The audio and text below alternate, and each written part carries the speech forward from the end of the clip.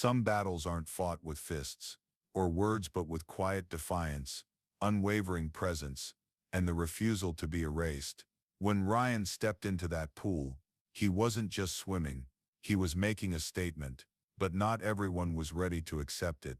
And when power walks in, unshaken and unapologetic, the whole world watches. This isn't just a story. This is a reckoning. The heat pressed down like a thick, invisible weight, turning the suburban swimming pool into a shimmering mirage. Laughter echoed, water splashed, and the scent of sunscreen lingered in the air. Ryan adjusted his goggles, his fingers tapping idly against the pool's edge. He wasn't thinking about anything other than the cool relief of the water, until he felt it, that unmistakable prickle at the back of his neck. He turned his head slightly.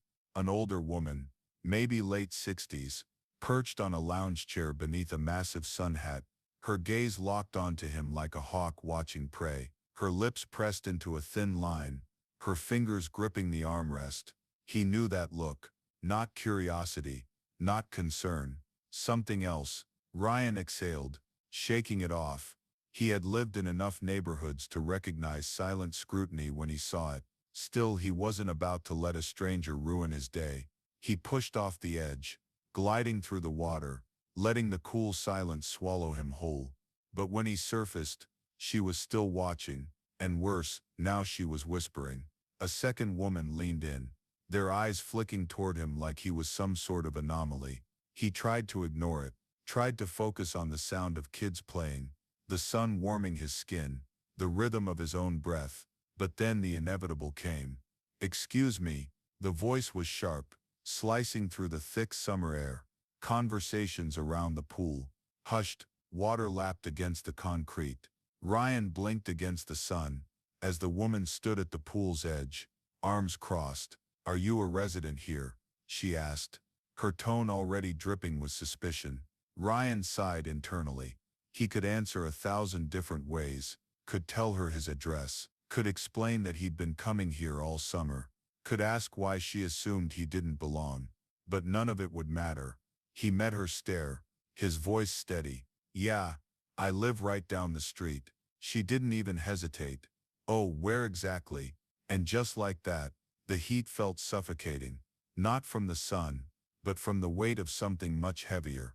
The air around the pool shifted, conversations dulled, laughter faded, and the rhythmic splashing of water came to an eerie halt.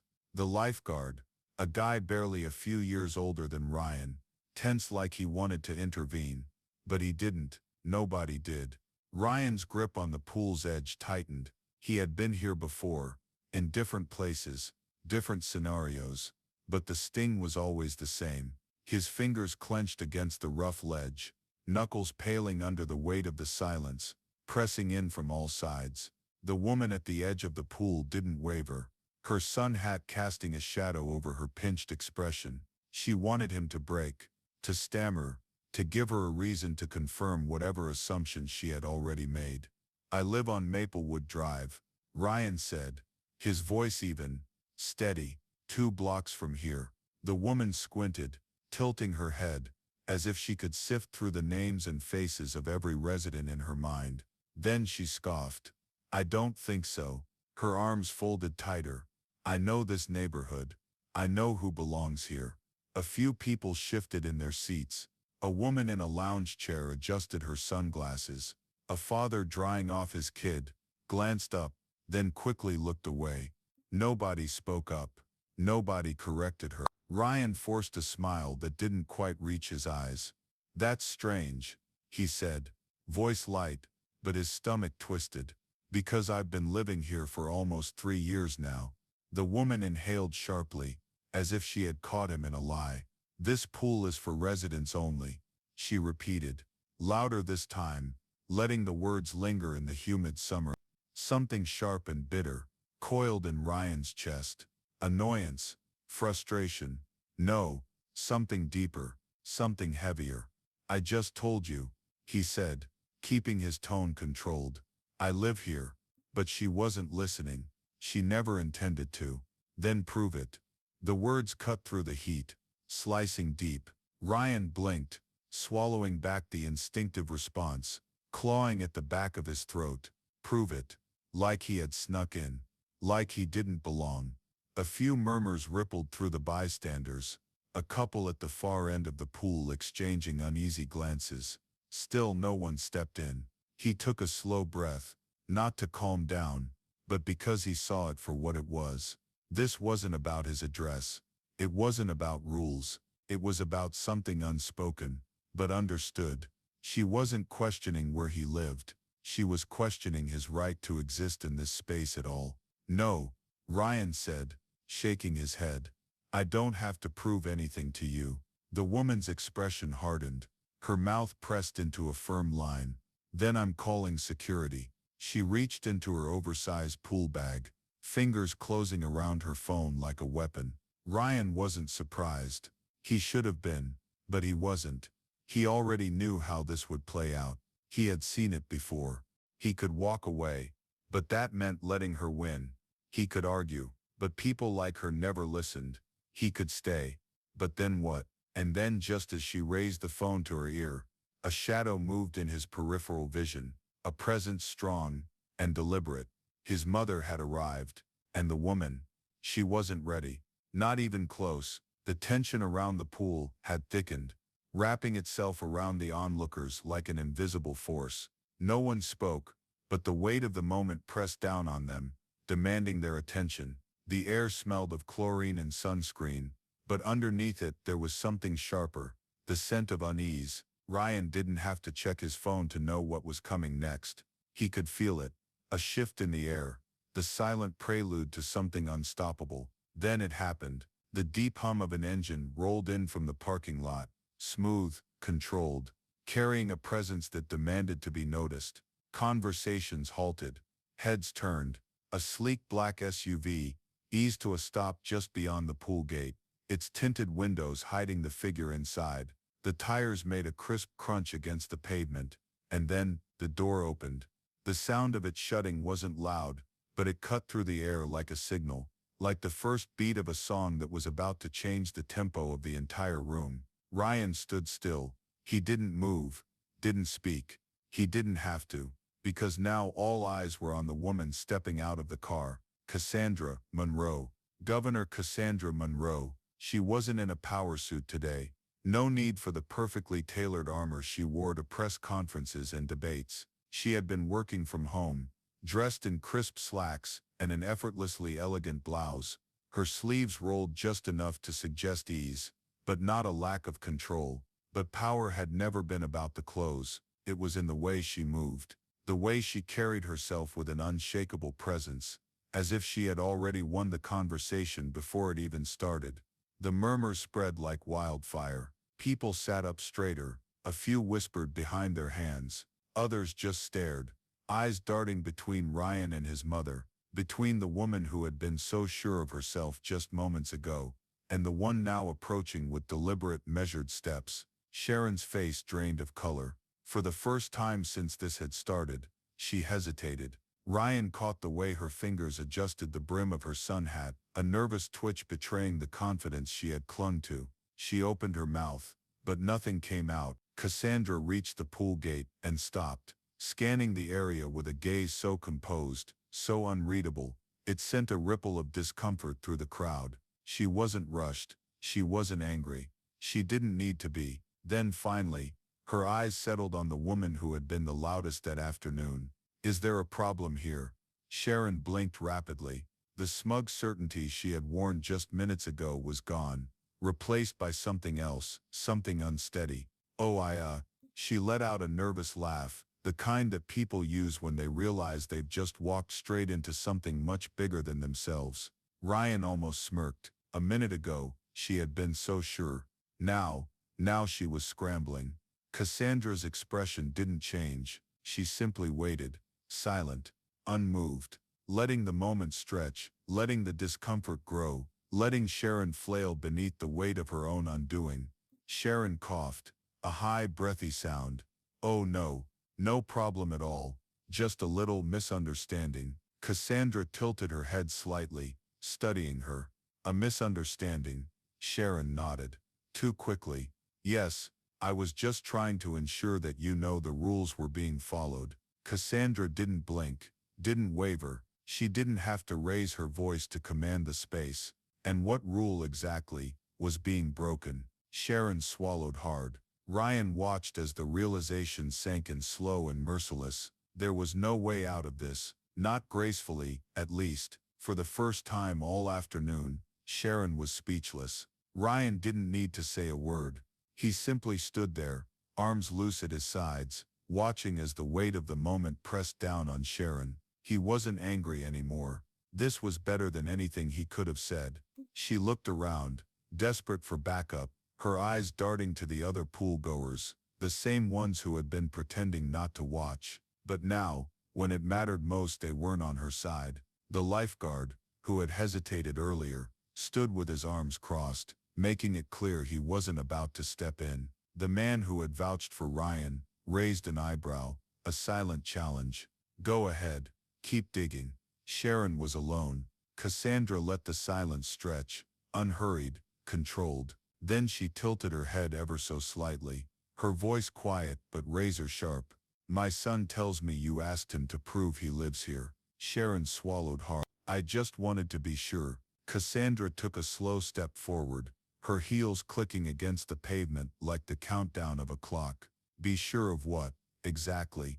Ryan saw the exact moment it hit her, when she realized there was no way out of this, no excuse, no rule she could twist in her favor. Her breath hitched, and her hand flew to her chest, in a last-ditch effort to play the victim. I was only trying to protect our community, she stammered. You understand, don't you? We have to be careful. Cassandra nodded slowly, deliberately. You're right, she said, voice deceptively calm. We do have to be careful.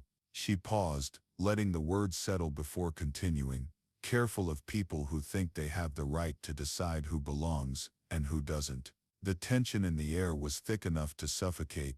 Sharon's mouth opened, probably to spin one last excuse, but Cassandra simply lifted a hand. Enough. The single word cut through the air like glass. Sharon flinched. Cassandra's gaze flicked toward Ryan, then back to Sharon, her expression as unshaken as ever. He belongs here, and frankly I'm wondering if you do. And just like that it was over. Sharon's face turned a shade of red so deep it bordered on purple. The righteous certainty she had clung to just moments ago, shattered before their eyes. She let out a sharp breath, grabbed her bag, and muttered something under her breath, something no one cared to catch, before spinning on her heel and hurrying toward the exit. A few people exchanged glances, some amused, others relieved. A couple of them even clapped, short and quiet, but pointed. Someone whispered, she had that coming. Ryan didn't gloat, he didn't smirk. He just turned to his mother, his voice steady. Thanks for coming. Cassandra gave his shoulder a small squeeze, her voice softer now. Always. As Sharon rushed past the pool chairs and out the gate, her sun hat wobbled on her head, like even it was trying to escape the situation. The moment she disappeared, silence lingered. Then finally the lifeguard, who had been frozen in place this whole time, cleared his throat. So we all saw that, right? A few people chuckled, the tension breaking just slightly. Someone in the back muttered, that was insane. Ryan barely heard them. He wasn't interested in the whispers, the post-event small talk, the shocked conversations between people who would pretend they hadn't been watching, but would definitely be retelling the story by dinner. He just grabbed his towel, took a deep breath, and dove back into the pool. Ryan exhaled, his gaze shifting from the shimmering pool to his mother. You didn't have to come all the way down here. Cassandra raised a single perfectly arched eyebrow. You called me. Yeah, but I didn't expect you to roll up like the Secret Service. A small smirk tugged at her lips, her voice unwavering. What kind of mother would I be if I let someone talk to my son like that? Ryan shook his head, exhaling through his nose. He wasn't really annoyed. He was relieved. He was grateful, because she understood. She always had. Cassandra turned her gaze back to the water, taking in the scene. The surface, which had been still just moments ago, now rippled with quiet tension. People were trying to act normal, pretending to resume their routines, but their eyes kept drifting toward Ryan and his mother, watching, waiting. Ryan could feel their stares pressing against his skin, some cautious, others apologetic. Conversations were hushed, whispers slipping between sips of lemonade and the occasional rustle of sun hats adjusting under the weight of guilt. It was different now, subtle but different. Cassandra sighed, shifting her stance slightly. "You sure you still want to swim?" Ryan's eyes flicked to the water. The sunlight danced across the surface, golden and inviting. A few kids were already back to splashing in the shallow end. A dad was helping his toddler float, murmuring words of encouragement. The water was still his. It had never stopped being his. He turned back to his mother, shrugged, and let a smirk play at the corner of his lips. "I mean, I did come here to swim." Cassandra's expression softened into something knowing, something proud. "Then swim." Ryan didn't hesitate. He dropped his towel onto the chair and strode toward the deep end. As he walked, he felt the shift. The same people who had watched in silence earlier now offered small, almost hesitant nods. A mother nearby gave him a look, regretful, maybe even ashamed. A young couple who had kept their heads down the entire time now smiled, almost like they wanted to say something but didn't know how. No one said "I'm sorry," but Ryan could feel it. Maybe next time they wouldn't just watch. He stepped onto the ladder, gripping the cool metal rungs, and slid into the water.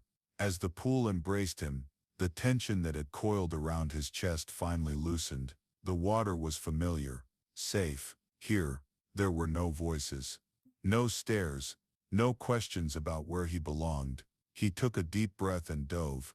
Beneath the surface, the world melted into something else entirely. The sounds above blurred into a distant hum, muffled and weightless. The whispers, the glances, the weight of everything that had just happened.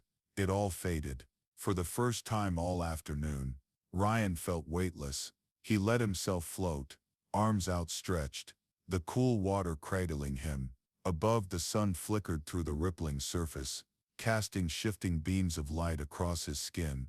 And this time, when he resurfaced, no one questioned whether he... For the first time in a long while, Ryan wasn't thinking about proving himself. He wasn't thinking about the stares, the silence, or the weight of everything that had just happened.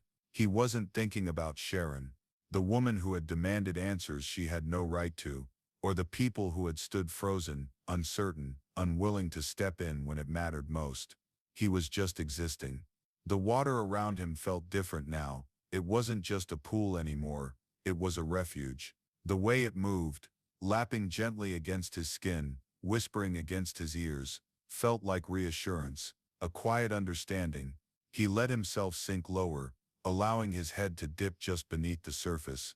The sounds of the world above faded instantly, replaced by a muffled silence that wrapped around him like a shield. No voices, no tension, just weightlessness. For a few precious moments, he let himself drift, eyes closed against the blur of light breaking through the water.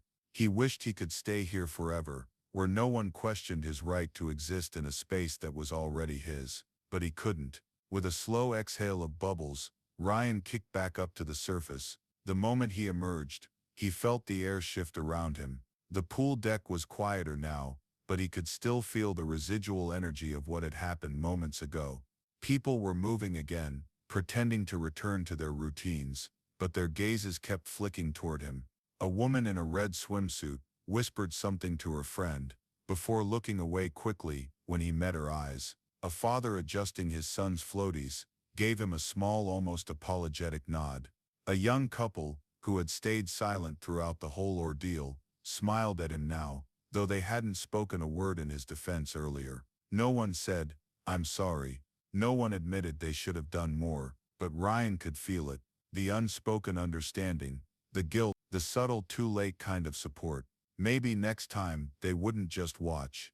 He pulled himself up onto the edge of the pool, water streaming down his arms and back. Before reaching for his towel, his fingers tightened around the fabric as he took a steadying breath.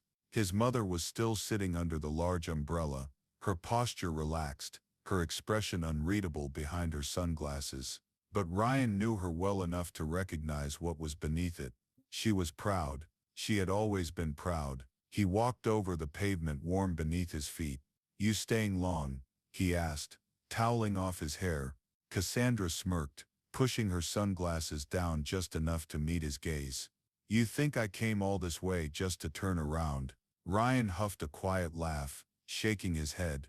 "Of course not." His mother never walked away when it mattered. She leaned forward slightly, her voice softer now, but no less firm. "You handled yourself well today." Ryan exhaled, staring down at the towel in his hands. "Did I?" His voice was lower now, almost uncertain, because it didn't feel like it. Cassandra tilted her head, watching him closely. "You didn't yell. You didn't argue. You didn't let her define you." She let the words sink in before adding, "And when it mattered, you stood your ground." Ryan sat back, letting the weight of her words settle. His fingers traced the edges of his towel, absent-mindedly, as he let himself think about it. Maybe that was enough. Maybe strength wasn't about shouting or fighting, or forcing people to see the truth. Maybe it was about refusing to shrink, refusing to let them win. His mother stretched, adjusting her sunglasses with slow, deliberate ease, as if she had all the time in the world. "People like her will always exist," she said, her voice steady, unwavering. "But people like you, the ones who stand firm, who refuse to disappear, they make sure those people don't win." Ryan nodded slowly, her words settling somewhere deep inside him. This wasn't just about today. This was about every time before this. Every time he had let something slide. Every moment he had questioned whether it was worth pushing back. Cassandra smirked, her voice slipping back into something lighter. "Now go enjoy your pool, kid." Ryan met her gaze, something shifting inside him, something solidifying. This was his space, his right, his life. And this time when he walked back toward the water, he did it without hesitation. Some battles aren't won by shouting. Some victories come from simply refusing to be erased. And if you've ever been in this moment, if you've ever watched it happen, don't stay silent. Speak up, stand firm, and never ever let anyone tell you that you don't belong.